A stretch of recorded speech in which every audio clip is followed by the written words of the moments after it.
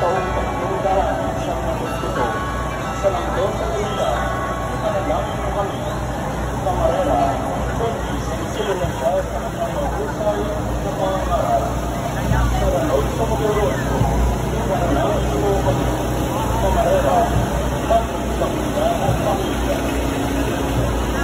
Sinigil Moreno Diaz, ipanalangin sa Limaro, Iwangan, noong ilagay ng Antigas, noong sa Magulon ko yung lahat. Si Santa Magdalena ay pinanganak noong taong 1911. Ang mga magulang niya ay pinayagang Kristiyano at naging mananatili para sa pananampalataya. Noong taong 1920, nang dumating ang mga Agustino misyonero sa Magdalena, si Magdalena ay nagsilbing miyembro ng ikatlong ordo ng mga Agustino at maging interpreter. Nelson, Aguson at ang kanyang Maria.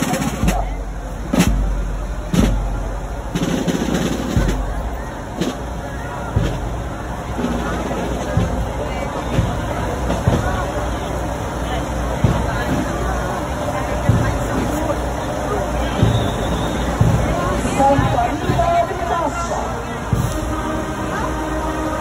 Si Santa Rita de Gracia ang santang pindalang patrona ng mga ikasisigayan.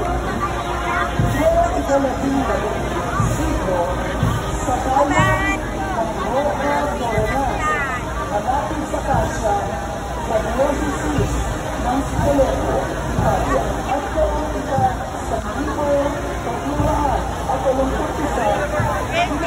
pinayaan na sila ng isang anak na pinalalang Yakunita. Santa Rita de Gracia, ipanalangin.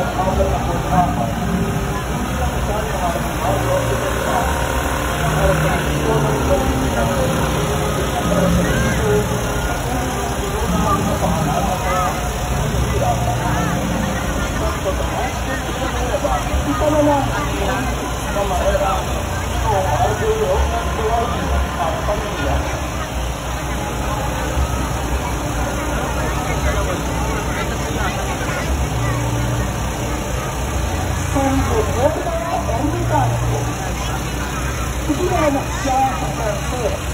Namumuhay ng pinilita kahit na siya ay mayakawa. Nagsimula ang kanyang pagkabandiyan noong sinabi niya na ipagpapili siya ay papayuhog na tatlo. Nagtayo sa kanya na maglakbay sa Jerusalem bilang espiritual na maging Kristo.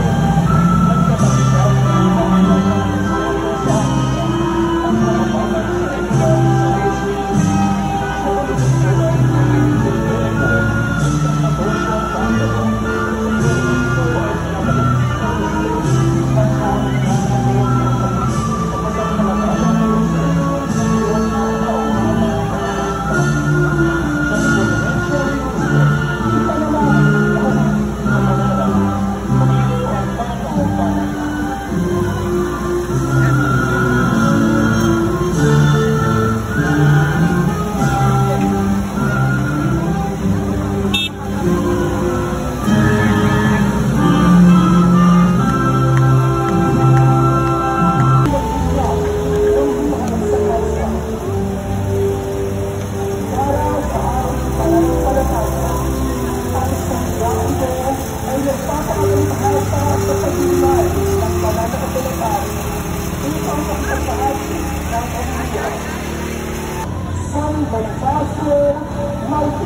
pag-asa.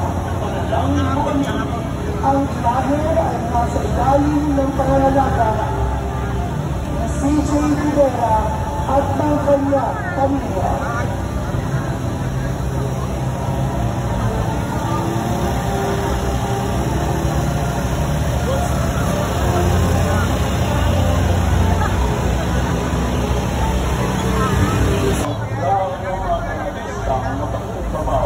Naniniwala na ang simbahan ay hindi na pamumunuan lamang ng mga banal at hindi na mga makasalanan. Dahil ayon sa kanila, upang maging kalugod-lugod, ang mga panalangin ng kasangginiwang Kevin Tagaprente at pamilya mula sa Hulugan, Tanza, Cavite.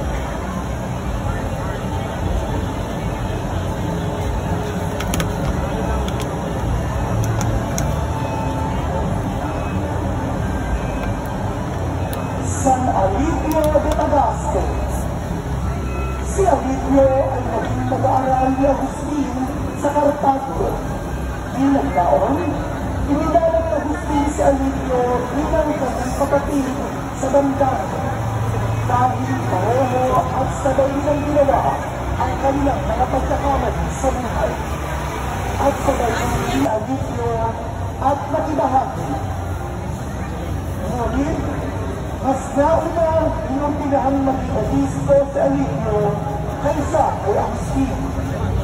Siya ay kasama sa sinodo ng Cartago upang makipagtalakayan sa mga Donatista. Lagi niyang bitbit sa Italia ang mga naisulat ni San Agustin na tumumuliksa sa mga pag-uusig ng mga Pelagio sa pagnanais na maibahagi ang mga ito kay Papa Bonifacio. Naging bahagi rin siya ng noong 1521, ibinawag ni Papa Pablo sa isang imahe ng Koronasyon Kanonika noong ika-28 ng Abril, 28 taong 1965. At kinabukasan, itinaas ang tambanan ito sa katayuan ng Basilica Minor noong ikalawa ng Mayo taong 1965. Senyor Santo Niño de Cebu, hawaan mo kami. Camarero, Ginoong Elmer Calderon Pasco, mula sa Amaya, Tanza, Cavite.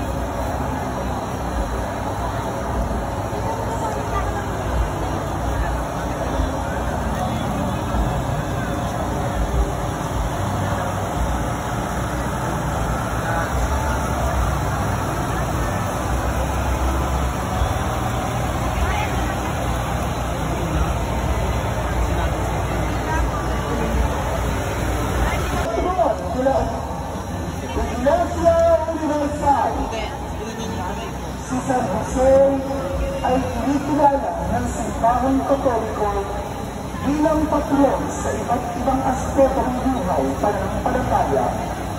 Ang kanyang buhay ay naglalarawan ng kabanalan sa iba't ibang larangan at kaya't siyang naging isang inspirasyon at tagapamagitan para sa mga Kristiyano.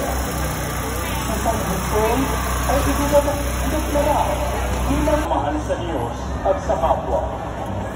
Ikinasal si Monica sa isang taong ang pangalan ay Patricio. Nagkaroon ng 3 anak sina Patricio at Monica. At dahil sa magkamatay ng asawa, si Monica ang pagulong ng isang magulang at gabay ng kanyang mga anak. Isa sa anak na ito ay si Agustin, na magiging isang magiging na santo ng simbahan. Santa Monica de Tagaste, ipanalangin mo kami. Camarero, Padre Lorenzo Hanraga at pamilya.